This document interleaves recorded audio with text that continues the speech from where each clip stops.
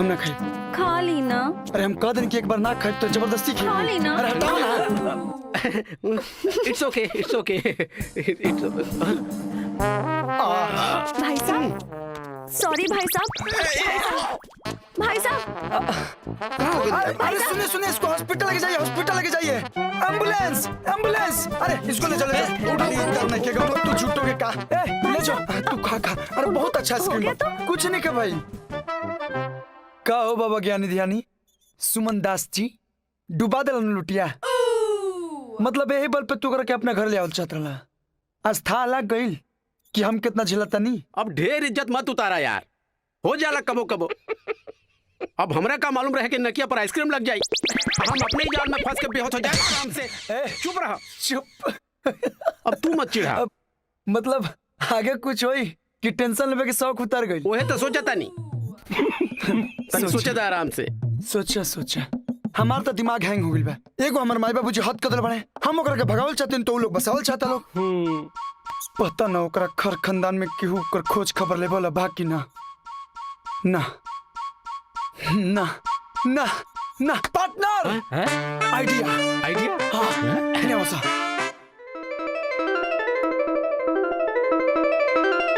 पूरा हो जाए। हाँ आराम से। गुड मॉर्निंग, चाय हाजिर है। हाँ रख दा।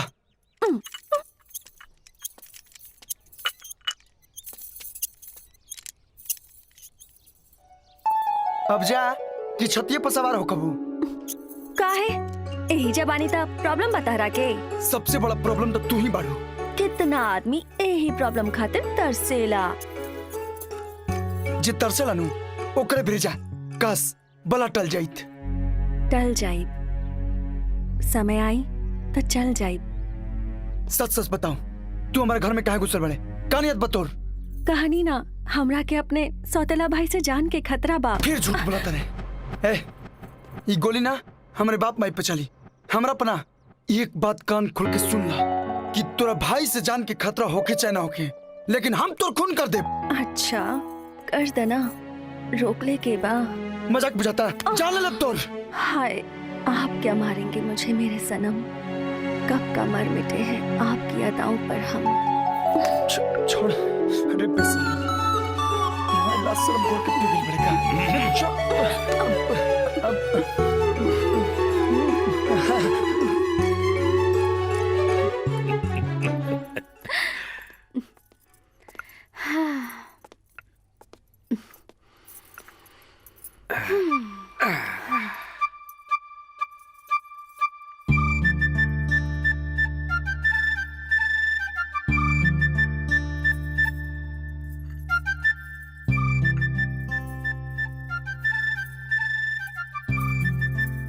ए जी कितना सुघर बियाई लईकी और एगो हमार आनंद बा, हरदम एकरा पर चिल्लात रहेला। अरे चिल्लात नहीं खे, ई उ दोनों के नोक झोंक बा, यही जाके आगे प्यार में बदल जाला। अच्छा रउआ के तो बड़ा जानकारी बा। अरे सर सिनेमा में ना देखेलू। ए आनंद के माई, हाँ सोचा तानी कहीं बाहर चल जाए हमनी के।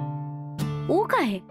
अरे बुड़बक, कुछ दिन खातिर दुन्नू के अकेला छोड़ दिया जाए, दुन्नू के एक दूसरा से अच्छा से मिले के मौका दे दिया जाए। ए से बढ़िया पतोहू कहाँ मिली। दुन्नू के जोड़ी कितना सुघड़ लगेला। ता ई में कहा चली ना, कुशीनगर में तो हमार बहिन रहेली, ओकरा से मिला बाता नहीं। हाँ ओम नमः शिवाय, ओम नमः शिवाय, ओम नमः शिवाय। रक्षा करो प्रभु। जय हो तमेश्वरनाथ बाबा। ला ला ला ला ला ला ला।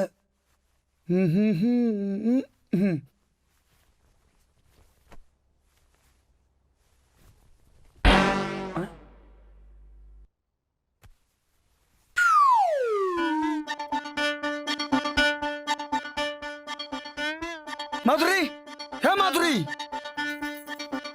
माधुरी। का भाई? तार सामान संभालो नहीं क्या आवत? हाय कौन सामान? हाय तार बास्केट। हाय तू ना सुधरबू, पहले हमारा घर पर कब्जा कर लो। अब हमारा अलमारी पर कब्जा कर चाहते रहूं। है हटाओ सब सामान अपन। अरे अरे का करतानी, छोड़ी ना, घर के मलकिनी बन गई बारू। सारा कपड़ा खराब हो जाए। कहाँ बा हमार बेटी माधुरी? है सब सामान अरे अपन बाहर छोड़ी ना। अभी देखा बाहर क्या आइल हो?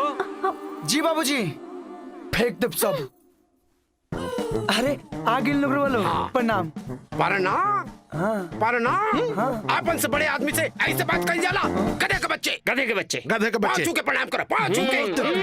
ये चिपल आए पांचों। और कुत्ता के दिन है आज तोड़ दिन है। देखा देखा तार बाबूजी, देखा तारे, देखा। अरे चाचा जी, हाँ हाँ प्रणाम। खुश रहा, हाँ, खुश रहा। माधुरी मैडम अंदर बाड़ी। अंदर बाड़ी? हाँ, चली, चलो, चली। तू लोग ये खड़े रहा। हाँ चली।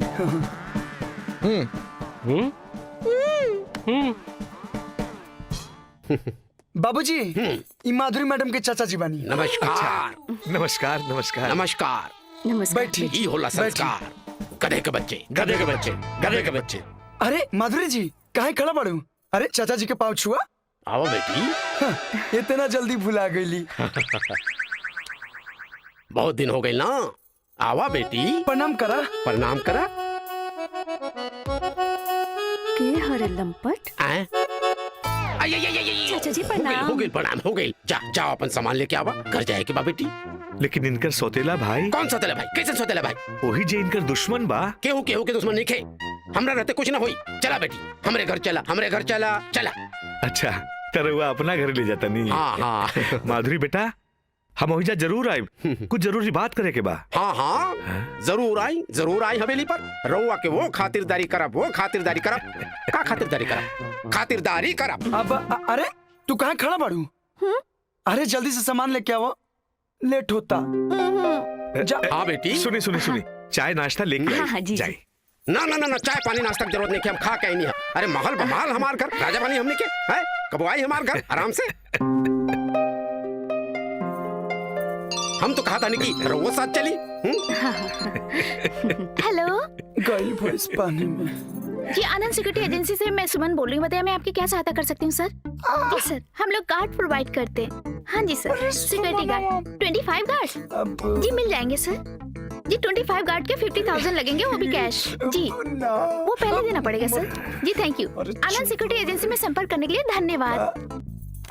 आनंद बेटा, तनी दरवाजा तो बंद करा। ऊ का है? कहे राजा साहब के राज तिलक करे के बाद जाहिदी बाबूजी। मने काहे? इहे लफंगा हमार फोन उठैले रहे। आ तू ऐसने लफंगा के साथ काम करता है? ना देख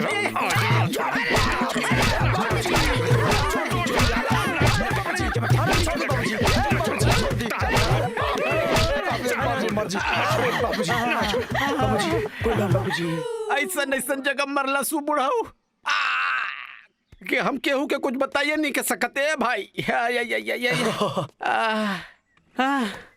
का हाल चल बाबा बसुमन दास? काहे बन गए उदास? अच्छा बाप मार मार के हमरा के बना देला जिंदा लाश। अब पूछे तरह काहे बा उदास? नमक छिड़क तरह हमरा जख्म पे। तो हमारा ऊपर काहे भड़कत रहा? आए गलती तुहार नु बा। कितना बढ़िया प्लान सक्सेसफुल होत रहे, तब बीच में का जरूरत रहे? हेलो मैं सुमन बोल रही हूँ। आदत बा ब्रो, आदत। जैसे ही कोई फोन पे आनंद सिक्योरिटी सर्विस कहेला तो ससुरा अपने आप गलत से लड़की की आवाज निकल जाला आराम से। खैर छोड़ा, आगे बतावा का प्लान कर जाऊँ? अब जौन प्लान करे के बाद तू ही करा। अब काहे कि तहारू बुढ़ाऊ हमरा केहू काम करे लायक ना छोड़लस।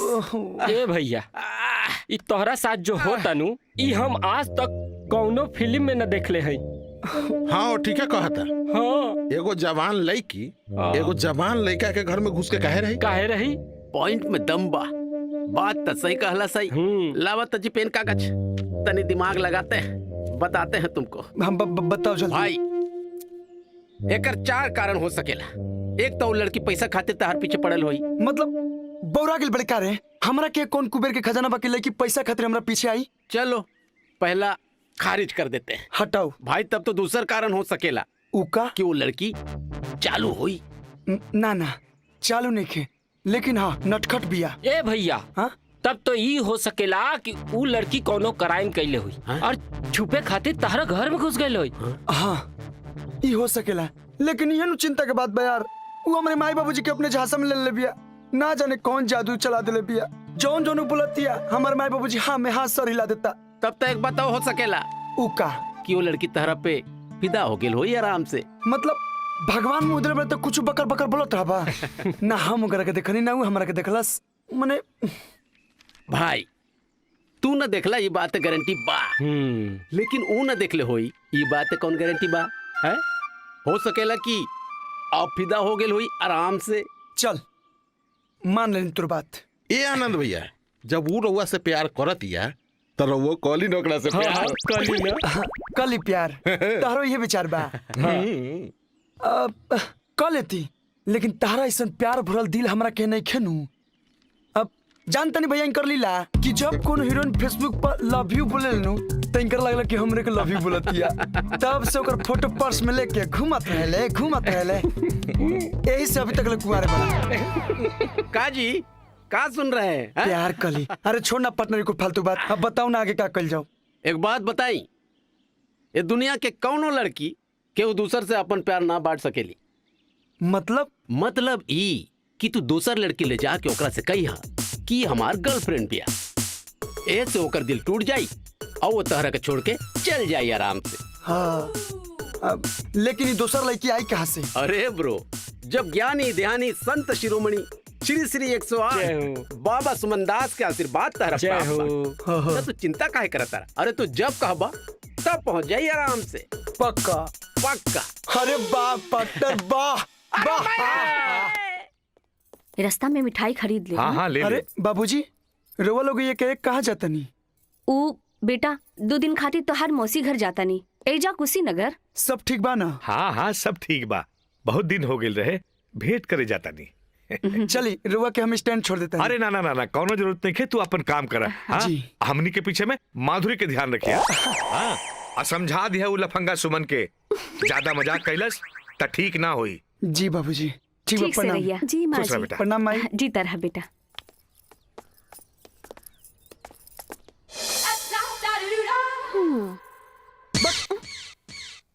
क्या? अरे जा ना कि माथा पर चढ़ाबू।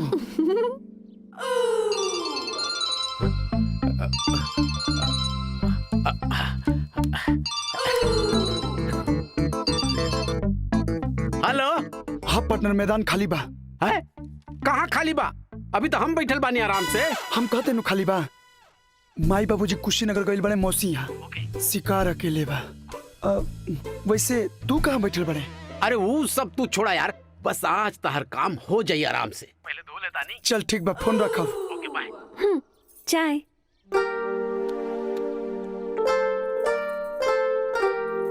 और का हाल बा राउर पार्टनर सुमन बाबू के? बड़ी मजा आवता ना? तू एगो काम कर, कटोरा भर नून ले जाके ओकरा जख्म पर मल दा। अरे तू चाय झूठे पिए लू, तारा ना खून पिए के चाहिए, खून। अरे हमके समझ नहीं की आवत, हमेशा भड़कत काहे रहेला?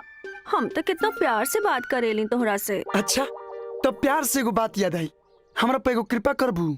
अरे कृपा काहे कहतानी, रवा खातिर कुछ करके हमके खुशी मिली। हाँ तो सुना, आज खातिर अपन डेरा डंडी लेके निकला जैसे। हाँ। निकला। अरे काहे कि आज हमारे को स्पेशल गेस्ट आवे वाली बाड़ी। पर हम कहाँ जाए? हमारे भरोसे आयल बड़ी दुनिया में। हाँ? अरे भरोसे बन के रिया खियाला। नौटंकी कहीं की हमेशा नौटंकी करते रहले। अच्छा कोई बात ना, आवे दी, हमरा से प्रॉब्लम ना होई, हम किचन में चल जाए। ठीक बा, चुपचाप पेजे से निकल जाना तो हम बता देब। का बताइबा? अभी बता दी ना। मतलब हल्का में मत ला, लास्ट अल्टीमेटम है। हम बहुत बुरा आदमी हैं। हाँ जान जी। हाँ वो तो हम देखिए लेनी कितना बुरा आदमी हूँ। मर्द वाला मजा मिलते रहेगा। हट बेशरम कहीं की, परेशान को कर दिल बिया।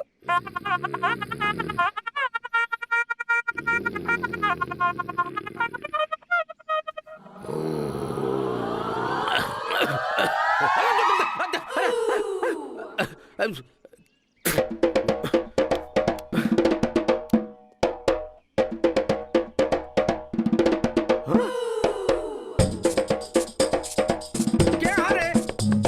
क्या कैलासी? हम कहीं नहीं। हाँ आनंद ब्रो तू अरे यार ये का घटिया मजाक कैला हम मजाक के नहीं आए तू जोन दूसरा के मुंह काला करके सोचबे तो तोर मुंह कैसे बाची देखा फालतू बात मत कर हम के कर मुंह काला कहनी फालतू बात हम करता नहीं अरे ऐसा शरीफ आदमी के है वो बाजारू लेके भेज दले ई कार कथा अच्छा वो बात हाँ त कहाँ से लेते शरीफ लड़की ऐसा काम खातिर ऐसे ही लड़की की जरूरत पड़ेला अच्छा छोड़ा ये बात और ये बतावा कि प्लान सक्सेस भइल कि ना खास सक्सेस भाई अरे हमारी इज्जत अपने दाव पे लाग गेल रहे शुक्र मनाओ कि माधुरी हमारी इज्जत बचा लस मने प्लान फेल हो गई तना हुई अरे वो माधुरी के सामने ही पैसा मांग रहा सारा ड्रामा समझ गेलू अरे यार अब का कल जा आइडिया ब्रो ना लास्ट बा लास्ट ना। एकर मत कबू जरूरत ना पड़ी एकदम प्लान ना के तू अपन सरल प्लान अपने भी रख सुन लेना अरे भाई। हट, हम ना सुनब हाँ तो फिर ऐसे कुंडली मार के वो घर में बैठल रही आराम से हाँ।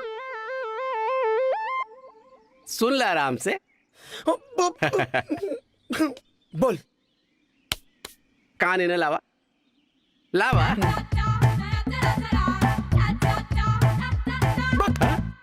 हमेशा खुरपाती आइडिया सोच ले अरे ई सब हमरा से ना हुई करे कपड़ी मरता का ना करता अरे यार हमरा में हिम्मत नहीं के तो हम कैसे करो डोंट वरी ब्रो शाम के हिम्मत बढ़े के दवाई मिल जाई उ लड़की की वजह से हमरा का करे के पड़ी कौनो रास्ता नहीं के या आज ना छोड़ब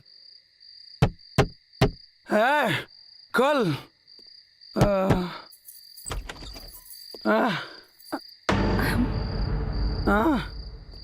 तू शराब पी ले बाड़ा पीले बनी वो तोरा चलते पीले बनी बहुत पीले बनी तोरा के हम शुरू अल्टीमेटम दल रहे ना कि चुपचाप पेशे से निकल जाओ तोरा कल रहे ना बहुत बुरा आदमी आई अभी तोरा के पता होता नहीं चल आ मैंने ई का करे तड़ा